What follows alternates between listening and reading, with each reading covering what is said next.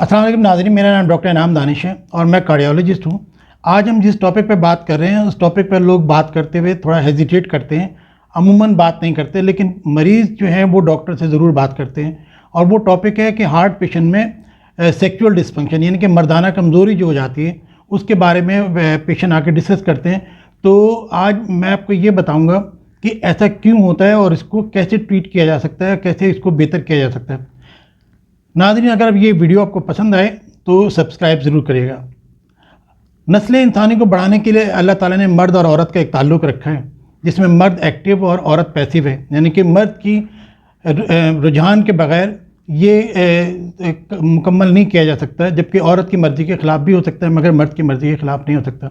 यही वजह है कि अल्लाह ताला ने औरत को खूबसूरत पैदा किया है ताकि मर्द के अंदर वो जज्बात पैदा हो सकें। ये प्रॉब्लम कैसे होती है अगर ये हार्ट पेशेंट के अंदर, तो अगर हम देखते हैं तो इसके दो एस्पेक्ट हैं, एक साइकोलॉजिकल है और एक फ़िज़िकल है।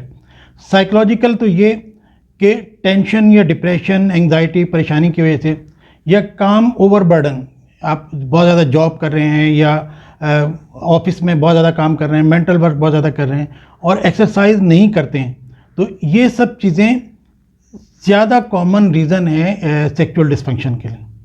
मगर जो फिज़िकल जो हम देखते हैं, हमारा काम ये है कि डॉक्टर के पास जब पेशेंट आता है कि हम पहले वो देखें कि फ़िज़िकल कोई प्रॉब्लम तो नहीं है। अगर फिज़िकल नहीं है तो साइकोलॉजिकल के लिए भी ज़ाहिर हम पेशेंट से डिस्कस करते हैं। फ़िज़िकल प्रॉब्लम क्या हो सकती हैं? अल्लाह ताला ने हमारा जो ये सिस्टम रखा है, ये बेसिकली दो चीज़ें हैं। एक मेल हार्मोन है टेस्टोस्टेरोन और दूसरा नाइट्रिक ऑक्साइड, एक कंपाउंड है नाइट्रिक ऑक्साइड।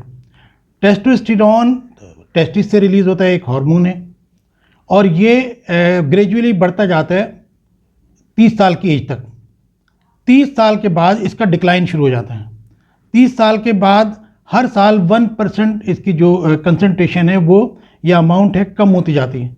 तो जो एज बढ़ती जाती है टेस्टोस्टेरोन लेवल कम होता जाता है। दूसरी जो चीज़ है वो बड़ी इंपॉर्टेंट है, वो है नाइट्रिक ऑक्साइड। नाइट्रिक ऑक्साइड एक कंपाउंड है जो खून की नालियों को खोलता है, रिलैक्स करता है, और ये हमारे जिस्म में सब जगह पैदा होता है। जहाँ जहाँ खून की नाली हैं वो हर जगह मौजूद है। तो ये खून की नालियों से पैदा होता है नाइट्रिक ऑक्साइड, और ये फिर नालियों को रिलैक्स करता है, जिससे इंसान के जज्बात पैदा होते हैं। जब हार्ट प्रॉब्लम शुरू होती है, यानी कि खून की नालियों में कोलेस्ट्रॉल जमना शुरू होता है, तो नाइट्रिक ऑक्साइड बॉडी में कम हो जाता है, जिसकी वजह से इंसान में ख्वाहिश भी कम हो जाती है, उसके जज्बात भी कम हो जाते हैं, उसकी ताकत भी कम हो जाती है। तो ये सारा कमाल है नाइट्रिक ऑक्साइड का। तो टेस्टोस्टेरोन भी कम होता है, लेकिन नाइट्रिक ऑक्साइड जो है उसका ज़्यादा रोल है इन सब चीज़ों के अंदर। अब हम देखते हैं कि ये जो दोनों चीज़ें हैं, टेस्टोस्टेरोन और नाइट्रिक ऑक्साइड, ये कैसे कम होते हैं, किस वजह से पेशेंट को ये प्रॉब्लम होती है। तो सबसे इम्पॉर्टेंट चीज़ तो ओबेसिटी है, यानी कि ओवरवेट होना है। वेट का ज़्यादा होना, एक्सरसाइज ना करना, वॉक ना करना, एक्सरसाइज ना करना, रात को सोते हुए अगर खराटे आते हैं तो स्लीप एपनिया जिसको हम कहते हैं, उसकी वजह से भी हो सकता है। डायबिटीज़ के अंदर होता है, ब्लड प्रेशर अगर हाई है तो उसकी वजह से होता है, स्मोकिंग की वजह से होता है, अल्कोहल जो यूज़ करते हैं उसकी वजह से होता है, नशा जो करते हैं एडिक्शन, उसकी वजह से होता है। अच्छा, दूसरे थायराइड ग्लैंड यहाँ पे होता है, उसमें हाइपोथायराइडिज्म, अगर थायराइड प्रॉपरली काम नहीं कर रहा है तो उसकी वजह से होता है। किडनी फंक्शन अगर सही ना हो, CKD जिसको कहते हैं क्रॉनिक रीनल डिजीज़, उसमें होता है। सिरोसिस ऑफ लिवर, यानी कि जो लीवर की जो हेपेटाइटिस वगैरह है उसके अंदर होता है। तो ये बहुत सारे एलिमेंट हैं। इसके अलावा कुछ मेडिकेशन हैं, जैसे ब्लड प्रेशर की मेडिसिन है, शुगर की मेडिसिन है, कोलेस्ट्रॉल की मेडिसिन है, और इसी तरीके से जो डिप्रेशन की मेडिसिन है, टेंशन की मेडिसिन है। ये वो तमाम एलिमेंट हैं जो कि टेस्टोस्टेरोन को या नाइट्रिक ऑक्साइड को कम करते हैं। तो ये सब हम जब पेशेंट हमारे पास आता है तो हम फिज़िकली ये सारी चीज़ें देख रहे होते हैं कि ये क्या क्या पॉसिबिलिटीज़ हैं। इनको जब रूल आउट करते हैं तो फिर हम साइकोलॉजिकल एस्पेक्ट पे भी तवज्जो देते हैं। अब यह है कि इसका ट्रीटमेंट क्या करें। ट्रीटमेंट के लिए सबसे इम्पॉर्टेंट चीज़ वो है एक्सरसाइज। अगर एक ट्रीटमेंट आप कहें कि एक ट्रीटमेंट करना है तो वो क्या होगा, एक्सरसाइज से नाइट्रिक ऑक्साइड बहुत ज़्यादा रिलीज़ होता है और इंसान की रिकंडीशनिंग होती है, बॉडी के अंदर पावर आती है। तो एक्सरसाइज सबसे इम्पॉर्टेंट है कि कम से कम 3 किलोमीटर वॉक करें तो ऑटोमेटिकली चीज़ें बेहतर हो जाती हैं। उसके बाद सलाद है, सैलेड जो है, ख़ास तौर पे चुकंदर, पालक, सलाद के पत्ते और जो भी ग्रीन वेजिटेबल हैं वो बहुत इम्पॉर्टेंट है इस नाइट्रिक ऑक्साइड को बढ़ाने के लिए, इसको बूस्ट अप करने के लिए। इसके अलावा कुछ सप्लीमेंट्स आते हैं जिनको नेचर बाउंटी के नाम से एक कंपनी में, उसकी कोई प्रमोशन तो नहीं कर रहा हूँ, लेकिन लोगों को बताने के लिए कि L-आर्जिनिन और L-सिट्रुलिन ये नेचुरल सप्लीमेंट्स हैं जो कि अमाइनो एसिड्स हैं, प्रोटीन्स हैं, वो लें तो भी बॉडी के अंदर फ़ायदा होता है और ये जो नाइट्रिक ऑक्साइड है इसका लेवल बढ़ जाता है। तो ये मार्केट में अवेलेबल है।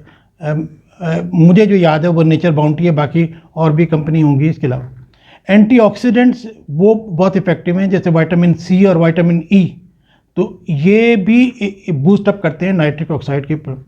एक और बात है बड़ी ऑकवर्ड सी है, वो है कि मुंह के अंदर जो हमारे बैक्टीरिया होते हैं, जो जरासीम है, वो भी नाइट्रिक ऑक्साइड बनाते हैं। अगर हम बार बार कुल्ली करें, माउथ वॉश करें या ब्रश करें तो वो बैक्टीरिया ज़ाया हो जाते हैं।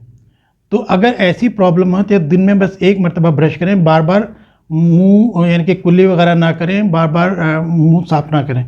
तो जो हमारे मुंह के जरासीम हैं वो भी इफ़ेक्टिव हैं इस चीज़ के लिए, नाइट्रिक ऑक्साइड को बनाने के लिए, नाइट्रेट्स को रखने के लिए। अब ये कि फूड के, जैसे मैं पहले आपको बताया कि सबसे इम्पॉर्टेंट चीज़ तो चुकंदर है, बीट रूट जिसको कहते हैं, गार्लिक है, लहसुन, बहुत फ़ायदा होता है, मगर कच्चा नहीं खाएं। कच्चा खाने से वो स्मेल भी होती है, एसिडिटी भी होती है, लेकिन गार्लिक जो है वो काफ़ी इफ़ेक्टिव है। लीफी वेजिटेबल, ग्रीन वेजिटेबल जो हैं, जितने साग हैं, मूली है, गाजर है, या जितने भी साग हैं, वो सारे बहुत बहुत इफ़ेक्टिव हैं। ख़ास तौर पे पालक जो है वो बहुत इफ़ेक्टिव है। नट्स के अंदर आ जाएं तो जो ड्राई फ्रूट्स हैं, ड्राई फ्रूट्स के अंदर भी बहुत ज़्यादा नाइट्रिक ऑक्साइड पैदा करने की सलाहियत है। तो ख़ास तौर पे जो है वो अखरोट के बारे में तो कहा जाता है कि ये नेचुरल वाइग्रा है।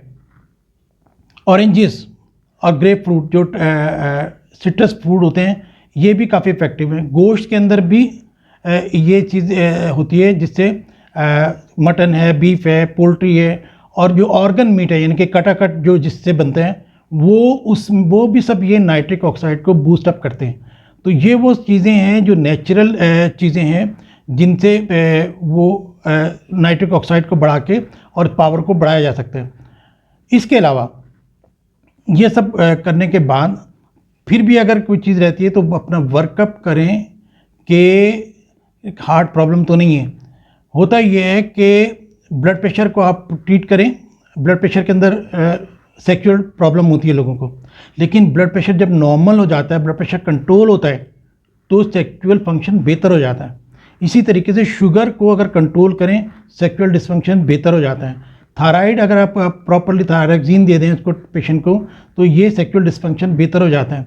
एक्सरसाइज करें, स्मोकिंग छोड़ दें, तो ये अल्कोहल अगर लेते हैं वो ना लें, और जो मेडिसिन ले रहे हैं ख़ासतौर पे जिनके साइड इफ़ेक्ट होते हैं, आप डॉक्टर को बताएं कि ये मुझे प्रॉब्लम है, तो डॉक्टर ये देख लेंगे कि क्या चीज़ क्या बीमारी आपकी कंट्रोल में नहीं है और कौन सी मेडिसिन है जिसकी वजह से ये हो सकता है।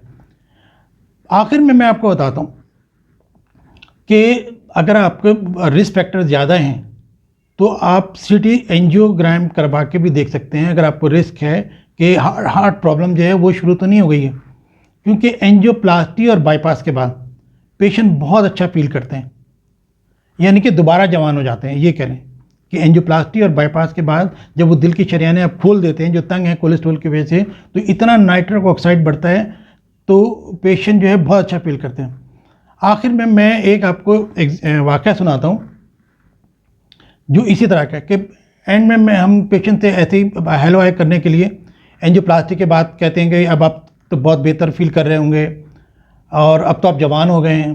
तो एक साहब थे, बड़े साहब, उनसे मैंने कहा बड़े साहब आप तो आप जवान हो गए हैं दोबारा से, और चाहें तो दोबारा शादी भी कर सकते हैं।